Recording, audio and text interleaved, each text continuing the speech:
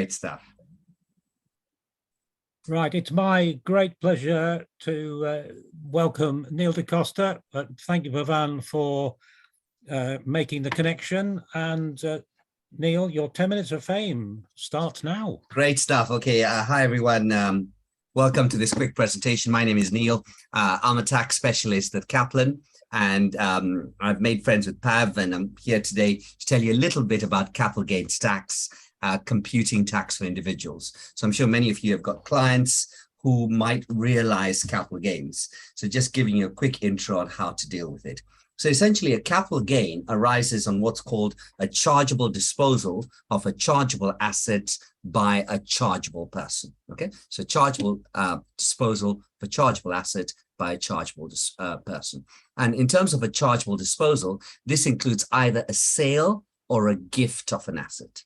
So let's say you got a client gifting a rental property to his daughter, for example, a capital gain would arise there. And what happens there is we substitute market value for sale proceeds. The way we compute a gain is we simply say sale proceeds less cost. And the capital gains tax liability always crystallizes on the donor. So in terms of a contractual sale, the date of disposal for tax purposes is either the date of agreement or the date the contract becomes legally binding. Okay, so we're looking for either the date of agreement or the date the contract becomes legally binding. Now, in terms of chargeable assets include all assets except for exempt assets.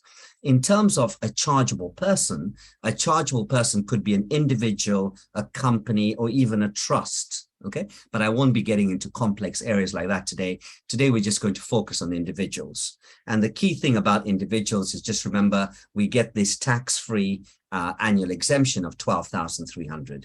So the objective there each tax year is for us to utilize our annual exemption.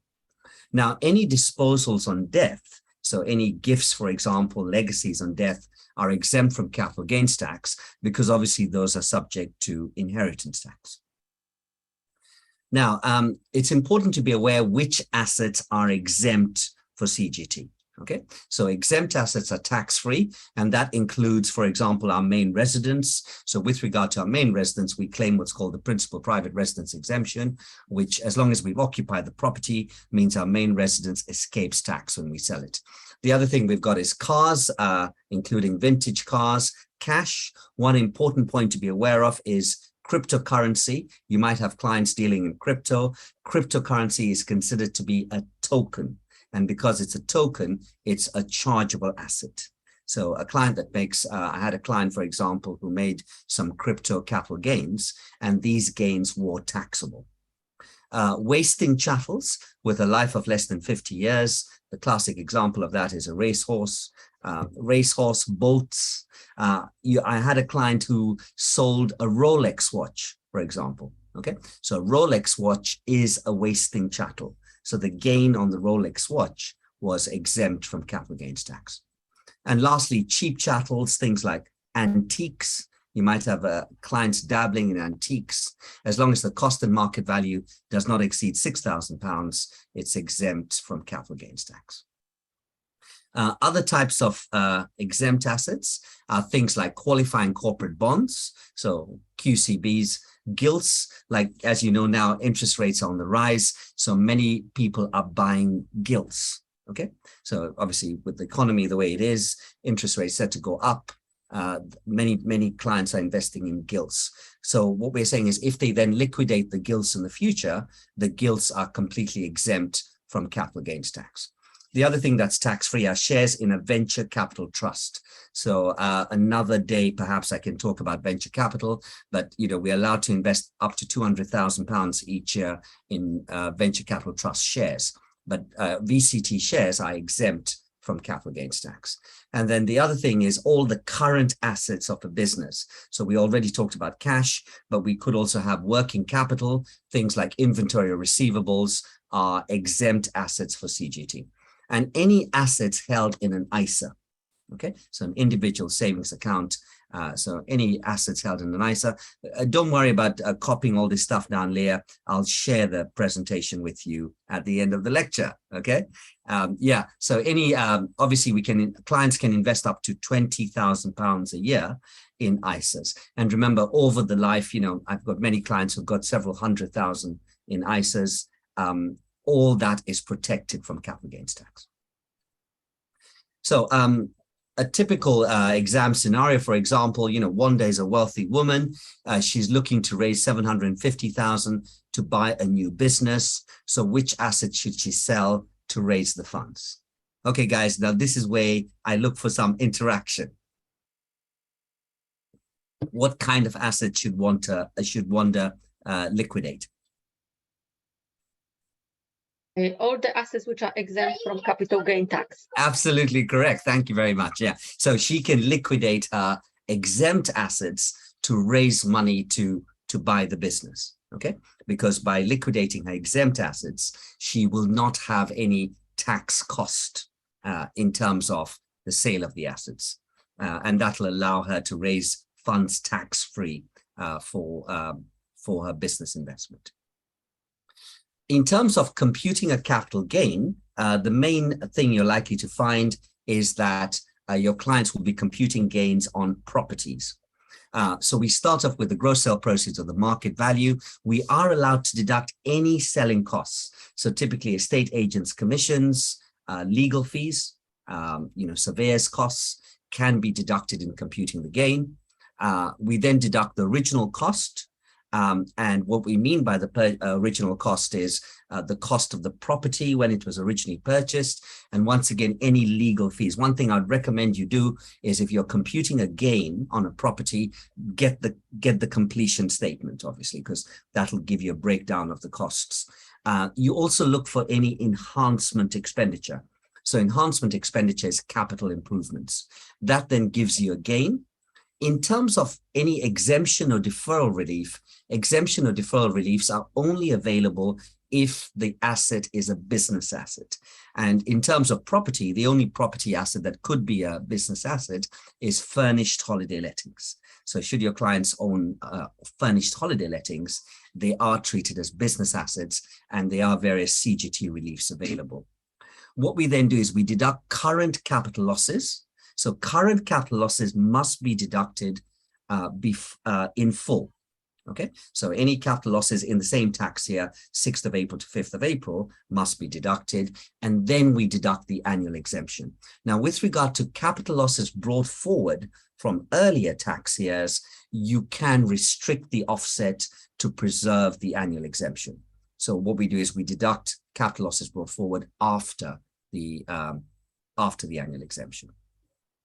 So hopefully all of you can see this. When we then tax the capital gain is taxed as our top slice of income. So in effect, it's taxed after the dividends. So as I'm sure many of you probably know, when we tax income, we tax non-savings, savings, and dividends. But then right on top, after the dividends, we tax the gains. And the gain in the basic rate band, obviously the basic rate band is just 37.7, is taxed at 10%. The balance above that is taxed at 20%. But in terms of residential property, we have higher rates for residential property. So for residential property, the gains in the basic rate band are taxed at 18. The gains above the basic rate band are taxed at 28%, which is obviously the highest rate of capital gains tax we have in the UK. Now, to minimize the capital gains tax liability for your clients, it's important to then allocate any capital losses and the annual exemption to the residential gain first. So as I told you, I had this client, he made some crypto gains. I think his crypto gains were £70,000. He was quite successful. And he also had a residential gain. So it made sense to allocate the capital losses he had and the annual exemption to the residential gain as opposed to the crypto gain.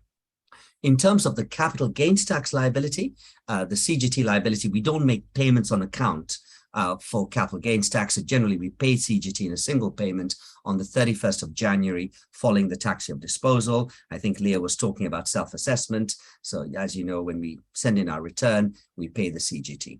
But with regard to residential property, a payment on account must be made within 30 days of the date of completion. Now, HMRC have now increased it because most practitioners were finding it hard to get the returns in on time in 30 days. So from April 2021 onwards, they've increased the 30 days to 60 days. Okay, so now currently we have 60 days to send in the return. You do it through self-assessment and to pay the CGT, but the payment of CGT must be made. So that's my 10 minutes. I'm just going to finish off. It must be made within 60 days of disposal now. And then I did want to talk a little bit on capital losses. So with capital losses, the current year capital losses must be offset against the gain, even if the annual exemption is wasted.